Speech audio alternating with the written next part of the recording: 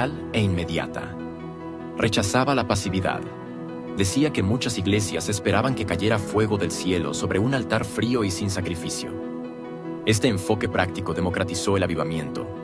Ya no era una lotería espiritual, era una responsabilidad. Como era de esperarse, Finney despertó fuertes oposiciones teológicas y sociales. El sistema religioso no estaba listo para un predicador que se saltara sus moldes. Entre las principales críticas estaban calvinistas. Lo acusaban de hereje por negar la predestinación. Conservadores. Decían que manipulaba emociones con llamados públicos. Tradicionalistas. Lo atacaban por permitir que las mujeres oraran en público. Políticos religiosos lo veían como un agitador social. Pero Finney no se detenía. Respondía con hechos, con almas cambiadas, con ciudades enteras rendidas al arrepentimiento. Su argumento era simple. ¿De qué sirve una teología perfecta si nadie se salva? ¿De qué sirve la reverencia si no hay fruto? Incluso escribió que prefería 1000 errores en un avivamiento genuino que una teología impecable en una iglesia muerta. No buscaba aprobación, buscaba fuego. Finney siguió predicando hasta edad avanzada.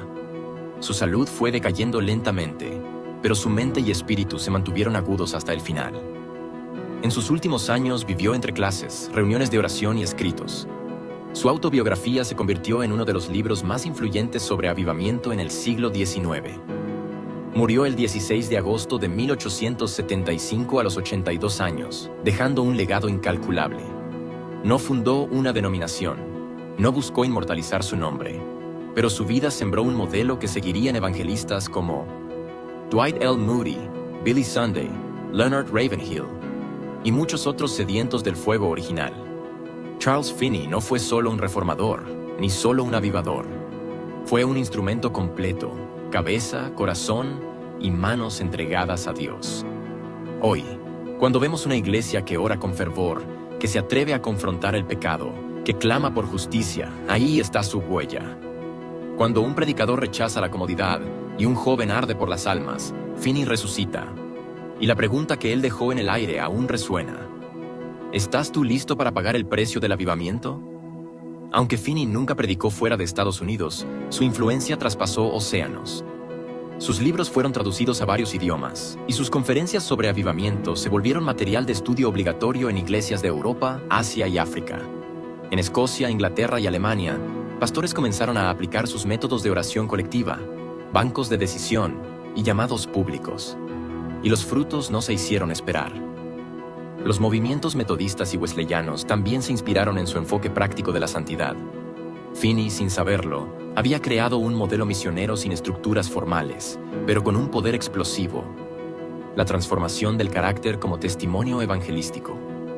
En América Latina, evangelistas como Carlos Spurgeon de México y Eduardo Seller en Argentina citaban sus métodos para impulsar cruzadas en plazas públicas. Su nombre comenzó a resonar no solo como teólogo, sino como padre del evangelismo moderno. Uno de los mayores secretos del ministerio de Finney no estaba en su elocuencia, sino en su intercesión privada. Casi siempre, detrás de cada avivamiento, había un hombre silencioso llamado Daniel Nash, conocido como el compañero de oración de Finney. Antes de que Finney llegara a una ciudad, Nash se encerraba por días en una habitación. No organizaba eventos, no predicaba, no hacía campaña, solo oraba. A veces gemía, a veces clamaba, a veces lloraba sin palabras, pero siempre intercedía hasta que el cielo se abría. Finney decía: cuando Nash ya no podía orar, yo ya no podía predicar. Este modelo de dueto espiritual, el intercesor oculto y el predicador visible, ha sido imitado por generaciones, aunque pocos entienden el precio. Sin oración intensa, los sermones de Finney hubieran sido solo discursos, pero con oración se convertían en martillos de arrepentimiento. Muchos testimonios rodean a Finney que desafían toda lógica humana. Hay registros de personas cayendo bajo convicción de pecado sin escucharlo predicar. Una vez, al entrar a una fábrica textil en Nueva York, las obreras comenzaron a llorar una tras otra. No había música, no había palabras, solo la presencia que él cargaba.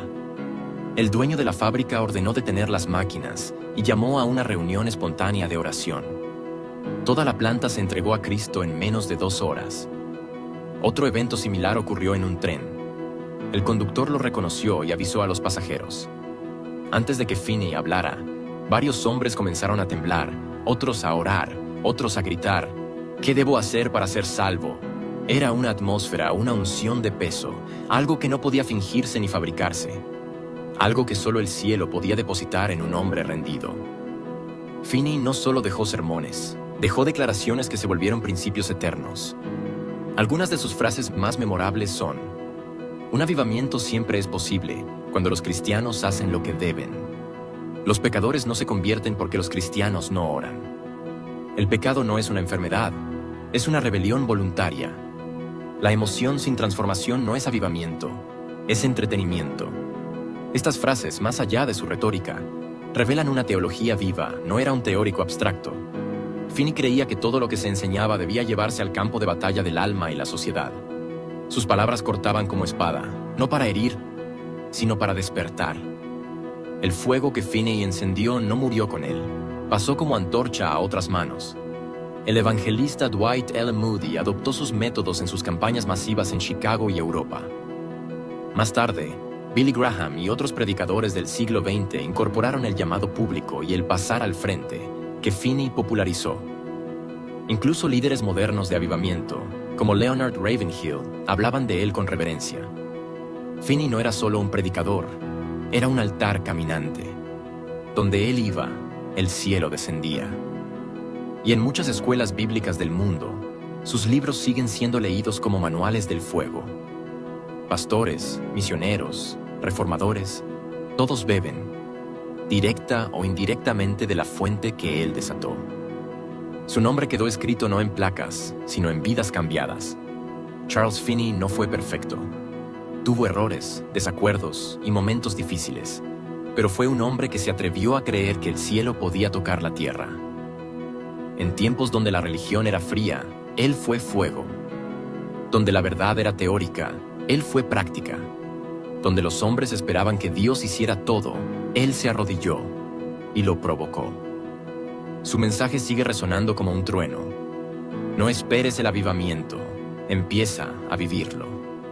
Hoy, en medio de una generación distraída, dividida y muchas veces confundida, la voz de Finney vuelve a gritar desde la eternidad: santifícate, ora y ve a de cánticos. Estaba solo, en su oficina, repasando leyes.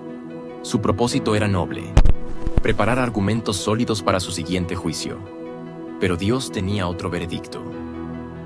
Ese día, mientras meditaba en los estatutos de Nueva York, sintió un peso invisible sobre su alma. No era temor, no era estrés legal, era otra cosa. Se levantó de su escritorio, se fue al bosque, y allí, lejos del púlpito, sin ningún predicador, fue invadido por una presencia viva. Lo que sucedió en ese momento no solo transformó su vida, encendió una llama que incendiaría una nación. Charles Grandison Finney nació el 29 de agosto de 1792 en Warren, Connecticut. Era el menor de 9 hermanos en una familia de granjeros que luego emigraría hacia el oeste, a la región de Oneida County, en Nueva York. Era una época de grandes cambios. La joven nación americana apenas salía de su revolución y se expandía hacia nuevos territorios. Las iglesias eran muchas, pero la vida espiritual era tibia, ceremonial, apagada. Finney creció rodeado de religión nominal, pero sin vida. Desde niño fue inquieto, brillante, curioso. Su mente destacaba entre los demás. Cuando comenzó a estudiar leyes en Adams, Nueva York, se convirtió rápidamente en un abogado prometedor. Alto, imponente, articulado. Pero su corazón aún estaba vacío. Aunque a veces visitaba servicios religiosos, encontraba los sermones poco convincentes. Le parecía que los predicadores repetían cosas que ni ellos creían con convicción. Si esto fuera real, pensaba, ¿por qué no se nota en sus vidas? Ese pensamiento lo perseguiría, hasta que Dios lo confrontó. Era octubre de 1821. Mientras preparaba un caso legal, Finney decidió estudiar la Biblia. No por interés espiritual, sino porque muchos documentos legales de la época hacían referencia a principios bíblicos. Quería entender ese lenguaje para aplicarlo bien en sus argumentos. Pero la palabra comenzó a hacerle algo. Las escrituras le hablaban, lo retaban, lo juzgaban. Una mañana, antes de ir a su despacho, sintió una necesidad interior inexplicable. En lugar de entrar al edificio, se fue solo al bosque. Se arrodilló entre los árboles y empezó a hablar con Dios, aunque no sabía bien cómo hacerlo. Luchó consigo mismo, luchó con sus dudas, pero luego de horas, se rindió. Más tarde, esa misma tarde, de regreso a su oficina, sintió que una presencia lo invadía. Dijo: "El Espíritu Santo descendió sobre mí en una forma tal que parecía que me atravesaba cuerpo y alma. Era como olas de amor líquido". Lloró, rió, sintió una paz que nunca antes había experimentado. Finney había sido alcanzado no por una doctrina, sino por una experiencia viva con Cristo. Y nada volvería a ser igual. Después de su conversión, Finney se unió a una iglesia presbiteriana, pero pronto empezó a chocar con su teología. La doctrina calvinista enseñaba que la salvación dependía exclusivamente de la soberanía de Dios, que algunos eran elegidos y otros no. Finney no podía aceptar eso. ¿Cómo puede Dios ordenar a los hombres que se arrepientan si no pueden hacerlo?, preguntaba.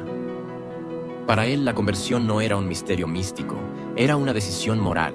El pecador debía arrepentirse. Era su deber, su responsabilidad. No podía excusarse en una supuesta falta de elección divina. Además, no soportaba la frialdad de los servicios. ¿Cómo pueden cantar himnos sobre el cielo con rostros de funeral?, decía. Sus ideas eran revolucionarias, pero su experiencia ardía con tal fuego que nadie podía ignorarlo. Finney dejó la abogacía, se formó como predicador y fue ordenado en 1824. Pero no fue un pastor común. Desde sus primeros sermones, la gente caía bajo convicción de pecado. Lloraban, temblaban, clamaban por perdón. Su estilo era directo, apasionado y lógico. No se escondía tras frases suaves. Confrontaba. Clavaba verdades como martillo sobre el yunque del alma.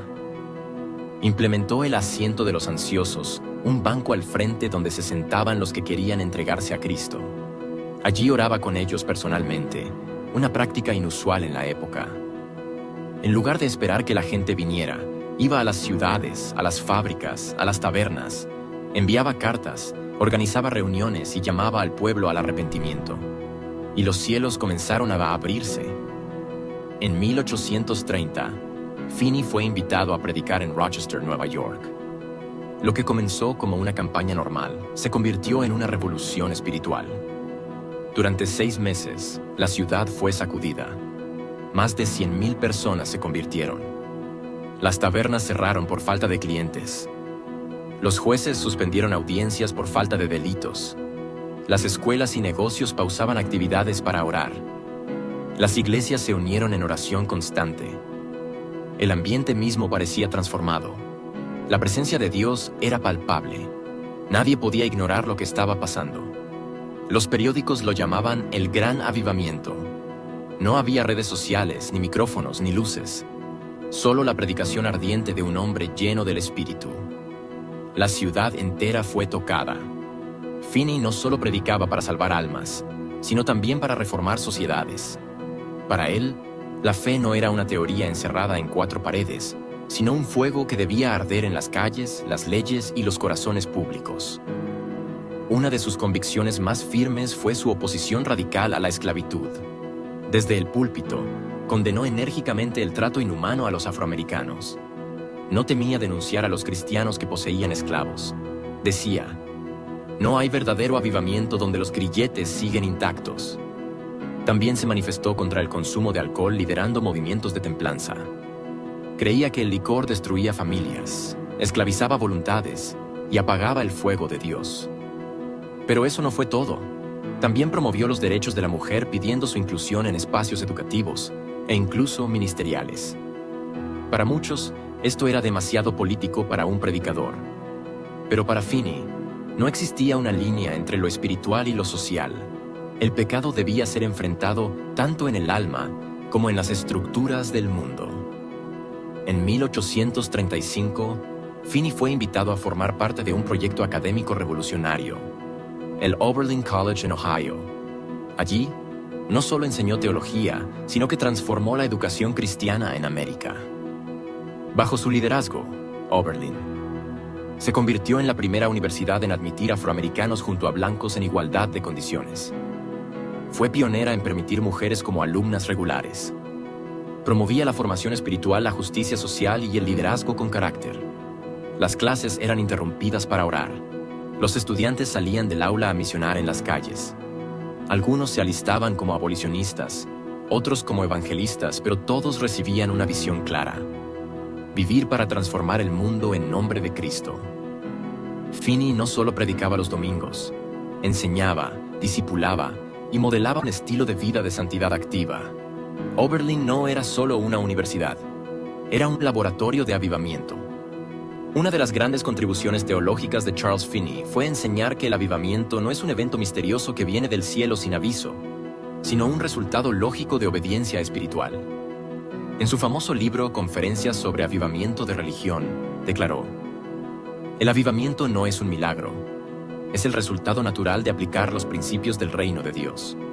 Para Finney, un mover de Dios podía provocarse si se cumplían ciertas condiciones: oración ferviente y constante, confesión honesta del pecado, restauración de relaciones rotas, confrontación directa del pecado público, obediencia radical e inmediata.